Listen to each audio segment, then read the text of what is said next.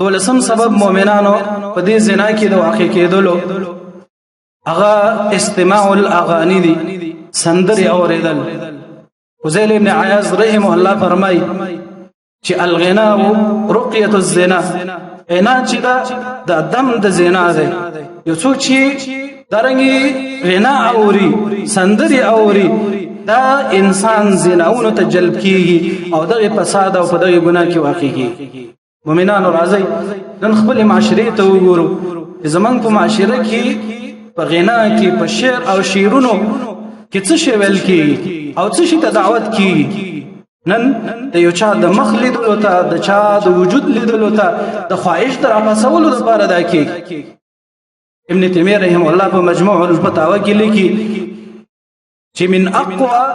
ما يهيج الشهوه، وډیر قوي چې د انسانانو خواهشات را پاتې هغه څه شي انشاد شعر الفساق.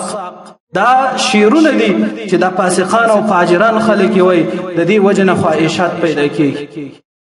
محمد صلی الله علیه وسلم انجشی ته ویلو، انجشی د رسول الله صلی الله علیه وسلم خادم یو او دارنګه هغه اوخته بعضی کلام وایا.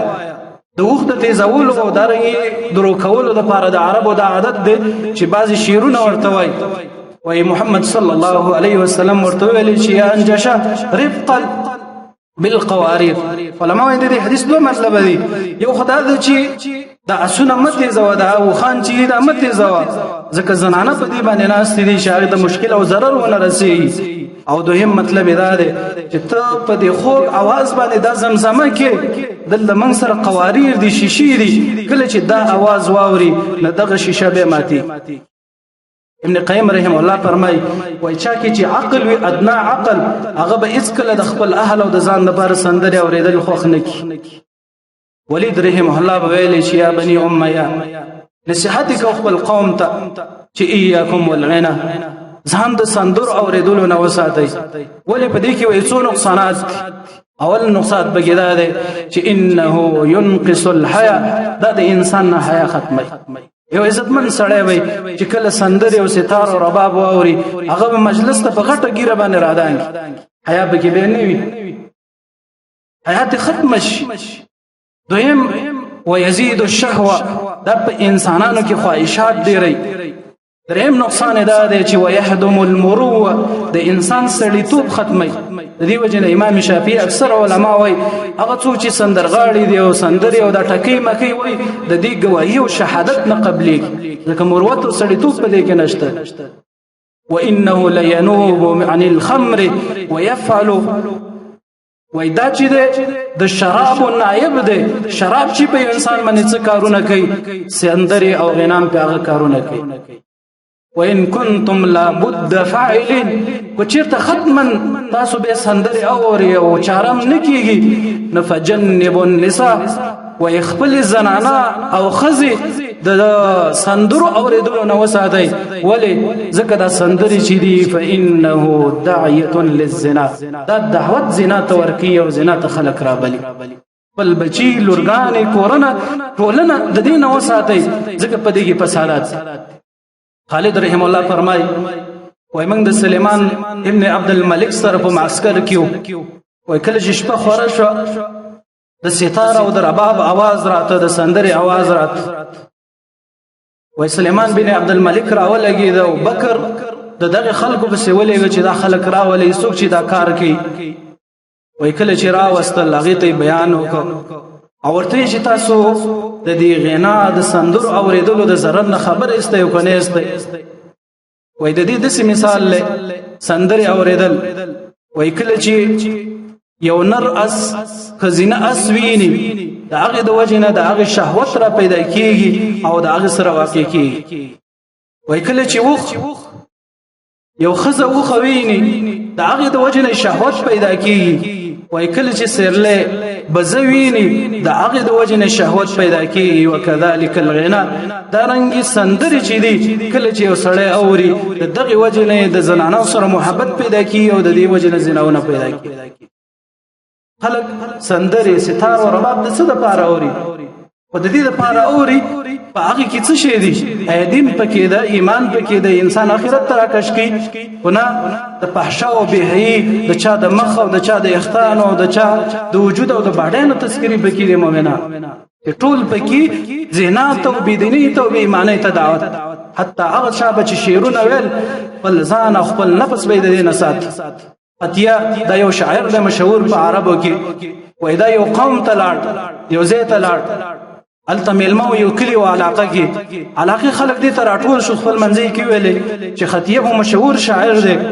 او کوم نه څه کمه احساس کی کوڅ اشعار را پسې ویل به تر قیامت پورې دا زمنګ د پاره غار او کنځلې وي هغه وخت کې د شاعرانو خلک ځان ساده لکه چې یو شعر به ویل شاعر ډیره زمانہ پورې وفات دی وای په دې کې راټول شو خطیب ته ویل چې تمن سره خپل نظر شریک کړي چې تاسو شي خوخ دې څه شي دې نه دي خوخ چې موږ داغه نه ځان وساتو دوه خبرې ورته وکړې یو دا چې ما تاسو د لوی مجالسو نه وساتئ او دوهم دا چې جنبونی ما وساتئ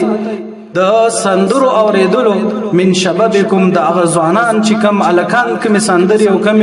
اشعار وای د دې نه ما وساتئ ولی به ورته دا خبره وکړه ځکه چې فإن الغنا رقيه الزنا انا چې دا د زنا دم دی او په دې باندې انسانان ناکش کول کی اتیه په یو ځای کې ملمشو د خپل لور سره لور مسره د عرب یو قبيله کې د کور والا ستار او رباب غږو आवाज راته کور والا راوته اورته چې کف هذا دا شیبان کا کور والا اورته چې دې کې څه مشکل لې وای زدا خوم چې زما سره د لور د आवाज وانوري او به ورته دا خبره وکړه ځکه چې دا ستار او رباب اوریدل دا د زنا رقیه او دم دی وجال چې په دې باندې خلک کار کوي تاسو ګورئ کم من مرأه ثم کرتی یو زنانه شریفه زنانه وی عزتمند زنانه وی د حیا ډک زنانه وی ابرو عزت پکې وی هغه د بغایا او سبت لاړ شي ولی د دې سندرو د ستار رباب دا اوریدلو د وجه مؤمنانو غواړي چې معاشره او ټولنه دا روغه پاتې شي سالمه پاتې شي خپل بچي او لورګانې د دې غینا او د سندرو اوریدلو نه جدا کړي دا په مې اوري دا هغه وسایل او اسباب چې پیدا کیږي د دې وجنه هغه اسباب او وسایل لري نن چې یو پلار خپل د کوبر کټي کوټ تر راوړې د ټي وي وسیر راوړې ده نن چې بچی ته خپل لاس باندې د فحشا او د بهایي وسیله ورکړې ده نو د دې نه بچی لوشي چې د ایماندار او عفیف او دیندار او صالح نه کامل ځان جوړ شي د دې د اول سب پابند جوړ شي د قرآن او د سنت د احکاماتو پابند جوړ شي نن خپل زمينه برابر کړي عزیز ظالمان خلا په کدام وای